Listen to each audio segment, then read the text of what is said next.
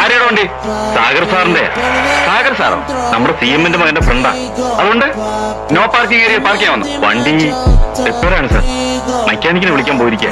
കൃത്യമായി ഇവിടെ വന്നപ്പോ തന്നെ വണ്ടി റിപ്പയർ അല്ലേ? നല്ല മാറ്റോ ലോക്കഡാണ് സാർ.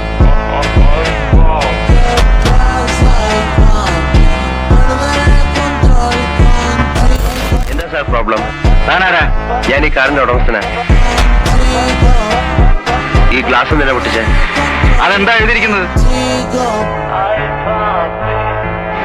No parking. പാർക്ക് ചെയ്യാൻ പാടില്ലെന്ന്.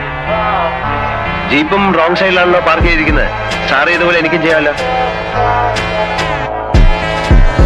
Vente pa' mi casa.